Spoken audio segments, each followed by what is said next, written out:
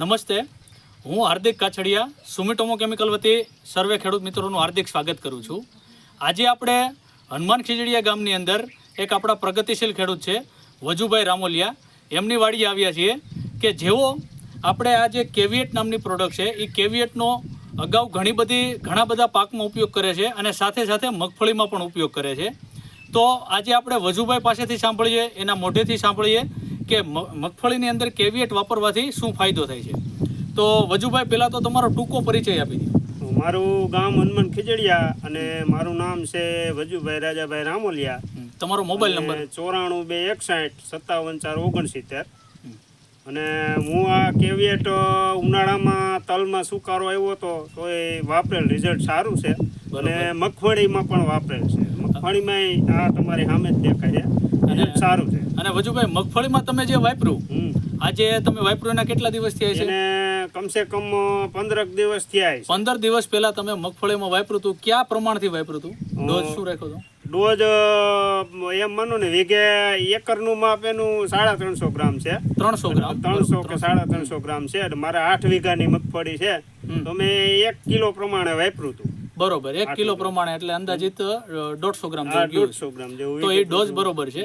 હવે આ તમે જે કેવિએટ વાપર્યું હતું એના પછી તમને ફાયદો શું જોવા મળ્યો? ના, ફાયદો સફેદ ફૂગ હજી દેખાતી નથી ક્યાંય. બરોબર, નાખ્યા પછી રિઝલ્ટ સારું છે. અને તમને છેલ્લા ઘણા વર્ષથી સફેદ ફૂગ આવે છે ને હજી સુધી તમારે સફેદ ફૂગ દેખાણી નથી. આ કેવિએટનું પરિણામ છે.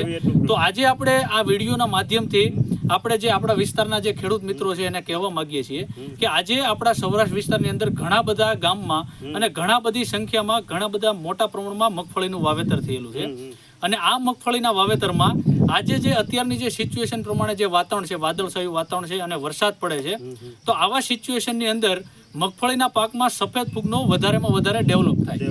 અને સફેદ ફૂગનું જે આપણે જનરલી ખેડૂતની દ્રષ્ટિએ જોઈએ તો સફેદ ફૂગ આપણને ક્યારે દેખાય છે કે જ્યારે ઉપરની સાઈડ છોડ છે એ સુકાયેલો જોવા મળે ત્યારે આપણને ખ્યાલ આવે કે સફેદ ફૂગ દેખાય છે.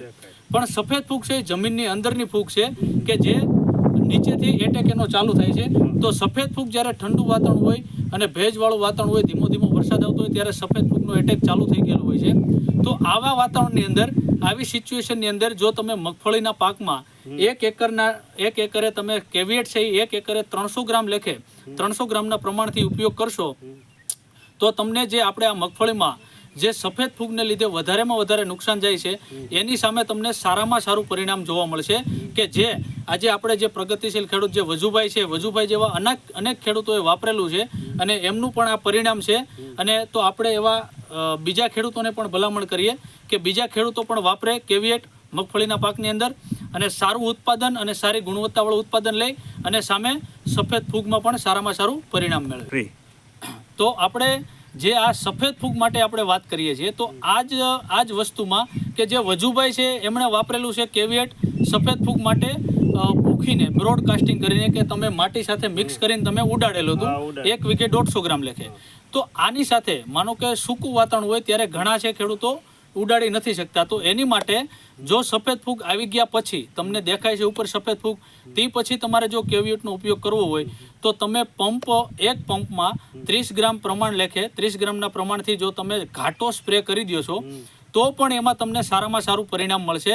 અને સારામાં સારું પરિણામ એટલે તમારે જ્યાં સફેદ ફૂગ તમને દેખાય ત્યાં તમારે ઘાટો સ્પ્રે કરવાનો છે, ત્યાં નિશાન રાખી દો અને ચોથા દિવસે તમે જુઓ એટલે સફેદ ફૂગ ત્યાં તમને એકદમ નાશ થઈ ગયેલી જોવા મળશે. એ આ સફેદ ફૂગનું પરિણામ છે.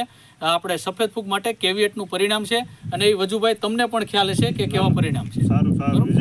તો આપણે બધા ખેડૂત મિત્રોને આપણે ભલામણ કરીએ છીએ કે જ્યાં સફેદ ફૂગનો વધારે પ્રમાણમાં એટેક જોવા મળે છે ત્યાં અવશ્ય જે કેવિએટ છે, સુમિટોમો કંપનીનું કેવિએટ છે, એનો ઉપયોગ કરવો. બ્રોડકાસ્ટ પૂખીને પણ તમે ઉપયોગ કરી શકો છો અને પંપ દ્વારા પણ તમે ઉપયોગ કરી શકો છો.